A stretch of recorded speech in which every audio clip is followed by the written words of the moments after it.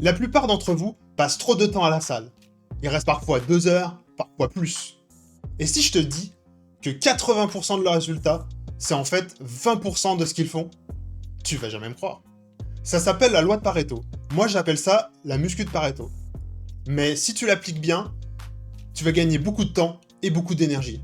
J'ai mis des années à l'appliquer correctement. Aujourd'hui, je m'entraîne moins, je progresse tout autant, et surtout, j'ai dégagé du temps pour faire plein d'autres choses à côté.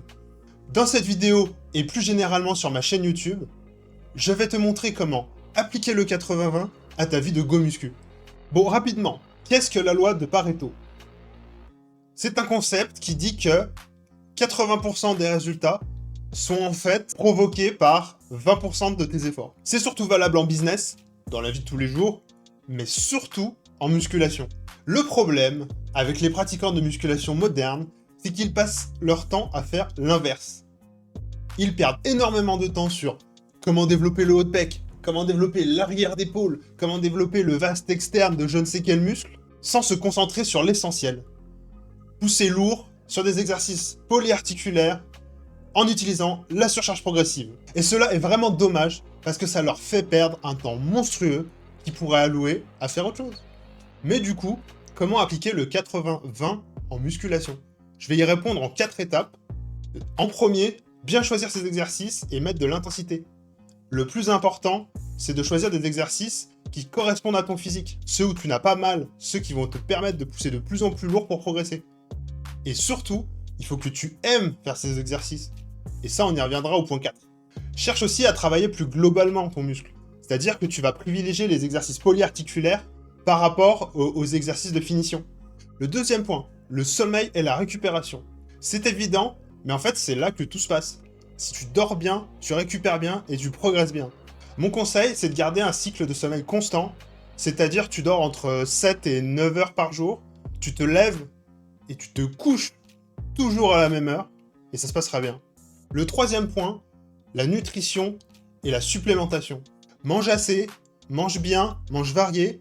Ne te prends pas la tête à compter toutes tes calories. Tu peux le faire au début pour voir à peu près ce que ça représente en termes de dosage, mais sur le long terme, en fait, ça sert à rien du tout. Tu peux le faire par contre en sèche, si tu veux vraiment peser tes glucides pour savoir où t'en es. Et pour les compléments alimentaires, c'est la même chose. Tu prends que les complémentaires dont tu as besoin. Par exemple, si tu as mal au coude, si tu as mal aux articulations, tu prends du collagène. Si tu n'arrives pas à avoir tes protéines dans la journée, tu prends de la whey. Si tu as du mal à t'endormir, à avoir un bon sommeil, tu prends du magnésium avant de dormir. Mais ça doit s'arrêter là. Tu dois pas être une pharmacie ambulante. Et enfin, le quatrième point, et le plus important, c'est la discipline et la régularité. C'est bien de vouloir faire la séance parfaite, d'avoir la diète la plus parfaite possible, mais en fait, tu vas mettre énormément d'efforts et ça va te frustrer. Tu vas pas apprécier ce que tu vas faire.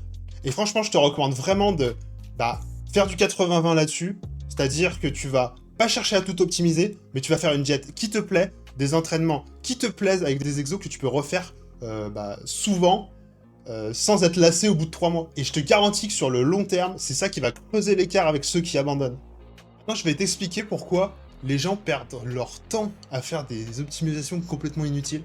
En fait, la plupart des pratiquants de musculation cherchent le programme magique, le programme parfait qui va les faire progresser. Ils vont chercher le meilleur angle pour bien travailler les pecs. Ils vont chercher à savoir quand prendre la protéine pour une meilleure assimilation. Mais en fait, tout ça, c'est 20% des résultats, ça ne sert à rien. Au final, la muscu, c'est archi simple. Tu vas à la salle, tu pousses, tu dors bien, tu manges bien, et tu vas progresser. Le but, c'est de le tenir le plus longtemps possible. C'est pas forcément d'optimiser chaque détail. J'ai moi-même fini par appliquer la muscu de Pareto à mon propre entraînement. J'ai fait ça en réalisant quelques étapes faciles. Donc réduire mon entraînement de 5 à 6 fois par semaine à 3 ou 4 fois. Le but était de ne plus passer toute ma vie à la salle et d'avoir du temps pour faire d'autres choses de plus productif. Mes séances sont du coup très intenses, très courtes. Donc au lieu de passer 1h30, 2 heures, j'y passe 1 heure, 1 heure et quart grand max avec l'échauffement. J'ai aussi appris à écouter mon corps. 6 entraînements par semaine, c'est énorme. J'avais du mal à m'endormir, j'avais du mal à récupérer, j'étais tout le temps fatigué. Et maintenant, avec 3 ou 4 séances, franchement, je suis tout le temps en forme. Et au final, tu réalises que la muscu, c'est pas juste soulever des poids comme un ahuri, c'est aussi construire une discipline de fer que tu vas tenir le plus longtemps possible sur tous les aspects de ta vie. Et c'est ça que j'appelle la fit life. Au final, la muscu de Pareto, ce n'est pas juste un concept bidon sorti de mon chapeau. Ça sert à ne plus perdre de temps sur la suroptimisation de tout et se concentrer sur ce qui compte vraiment pour progresser. Exécute correctement les 20%, à savoir choisir les bons exercices, bien récupérer, bien dormir, bien manger, prendre les bons compléments alimentaires et être régulier et discipliné. Le reste, c'est du vent. C'est comme ça que tu deviens constant et que tu progresses vraiment, sans sacrifier toute ta vie autour. Souviens-toi, la muscu de Pareto, c'est la différence entre t'entraîner dur et t'entraîner intelligemment. Si t'aimes ce genre de vidéo, je t'invite à liker et à t'abonner pour rejoindre la Fit Life et optimiser ton temps et tes résultats. À bientôt pour une prochaine vidéo.